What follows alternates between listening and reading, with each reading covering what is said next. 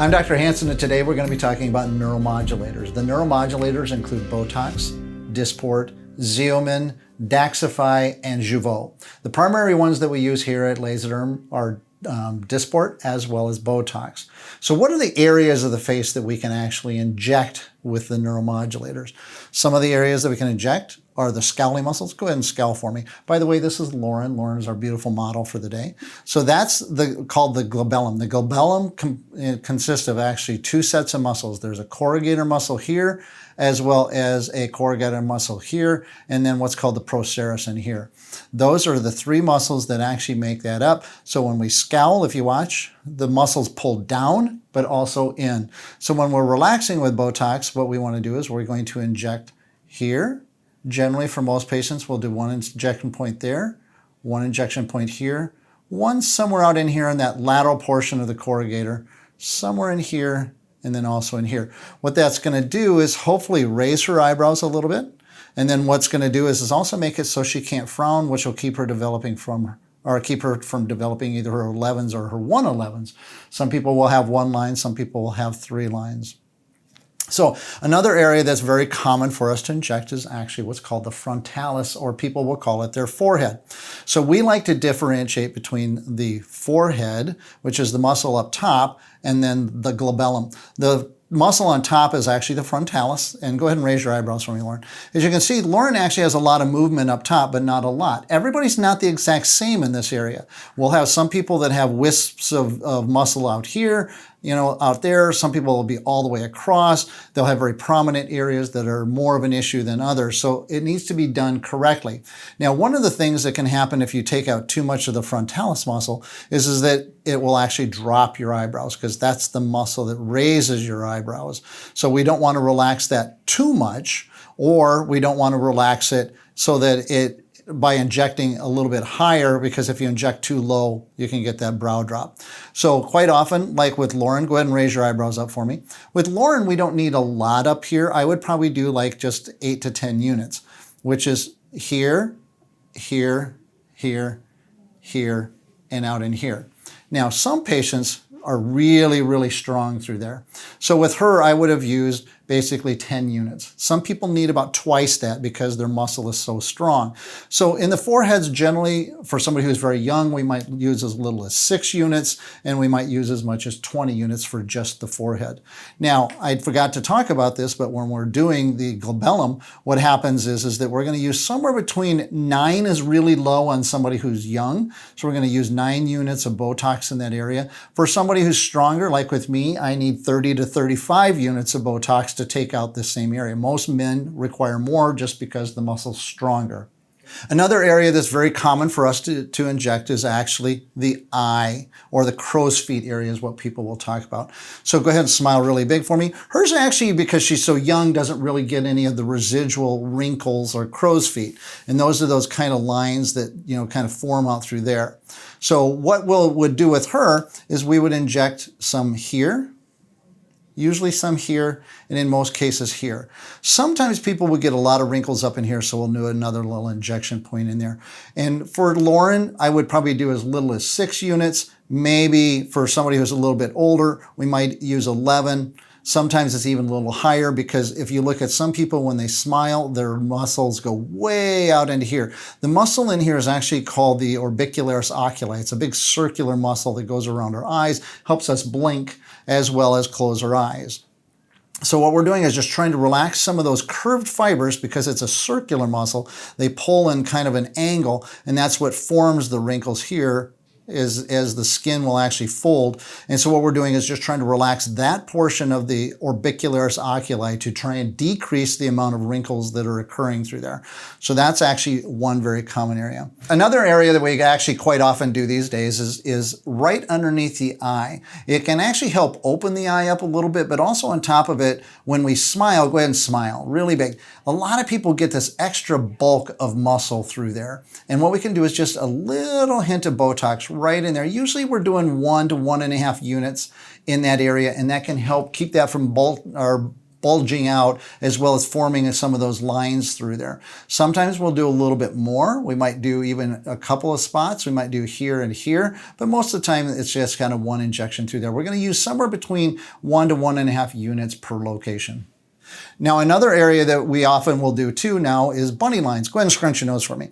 If you look, hers aren't very prominent, again, partially because of her age, but these you'll quite often see people will have these wrinkles that kind of form through here. And what we're doing is just relaxing the muscle right in here that actually will cause that muscle or cause the skin to fold in that area, and that will relax that very nicely. And those are called bunny lines.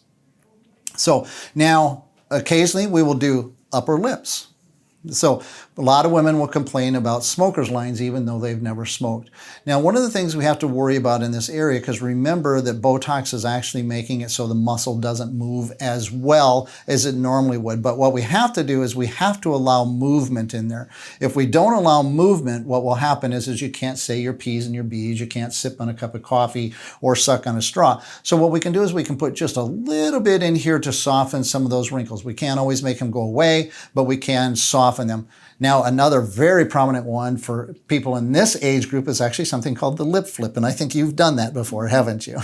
So with a lip flip, what we're going to do is we're going to go in a little bit lower. We're going to actually hit right at the edge of the lip. Sometimes we'll just do one spot here, one here, and then what we'll do is in some cases actually come out a little bit further. What that does is relaxes those fibers of the muscle. Again, it's a circular muscle called the orbicularis oris, and actually that will allow the lip to actually roll itself out a little bit so that you'll end up with more show of the lip.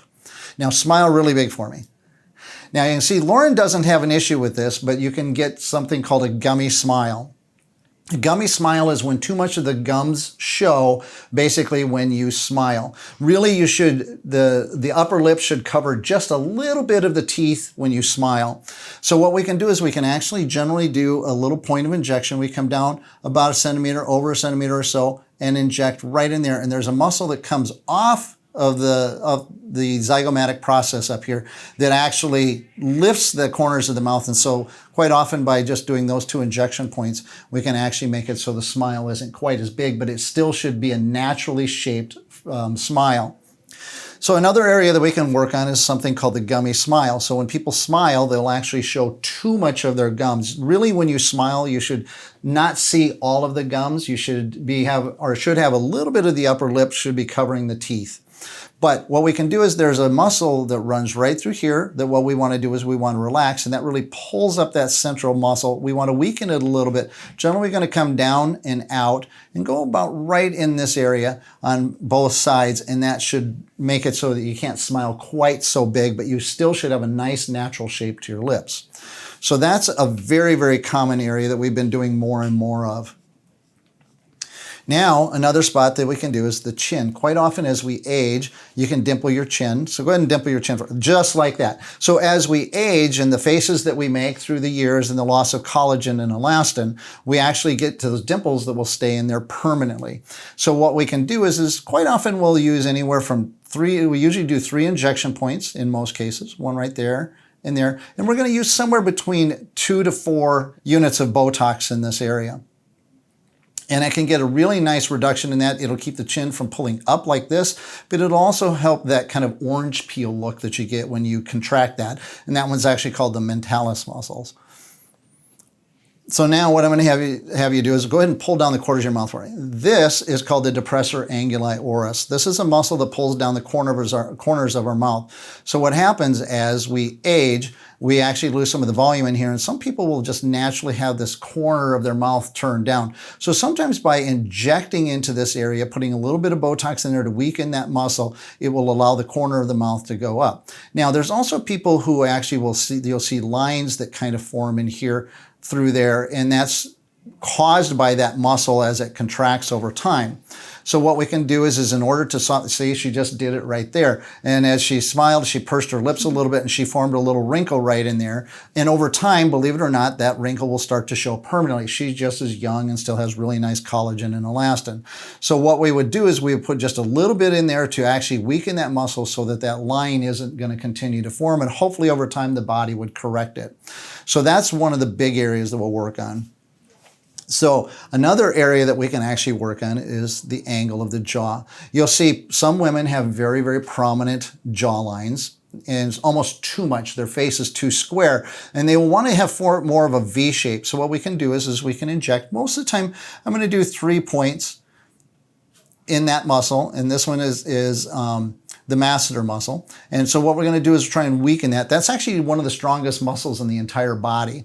Its job is to help you chew. But also for people who have dental problems and they actually end up with headaches, they end up with pain through their temporomandibular joint, or they have these chronic kind of almost stress type headache, quite often through here, sometimes through here and radiates back, and sometimes radiates forward. So what we can do is weaken that muscle just simply by putting 3 little spots of Botox in there. Now generally what we're going to do is for Botox, we're going to use 15 units to start, anywhere up to 25. And I've even used as much as 50 units of Botox per side for a patient, just depending on the amount of time and or the strength and the amount of muscle that they actually have in there. And of course, we're doing everything bilaterally. Now, another spot is now we're going to move on to the neck. So go ahead and there you go. She doesn't do a lot of that. A lot of women will have these fibrous muscle that's in here, and this is called the platysma muscle. All the platysma muscle does is just pull down. So go ahead and do that for me again. She's tightening up her platysma muscle. Well, a lot of women and men, as we age, what happens is the platysma muscle splits in the middle, and then it starts to form these fibrous bands. And we've all seen those people with those 2 bands running down the front of their neck. So what we can quite often do is we can put a little bit of Botox in there. In her, it's a little bit difficult to show, but what we would do is generally a spot like that. And in general, we're going to use somewhere between 6 to 12 units per band. And we're going to go every 1.5 centimeters or so. And that should get us some nice results, and that can help that skin up here kind of contract in. So if you're interested in talking to us about any of the areas of neurotoxins, please give us a call at Lazaderm for a free consultation.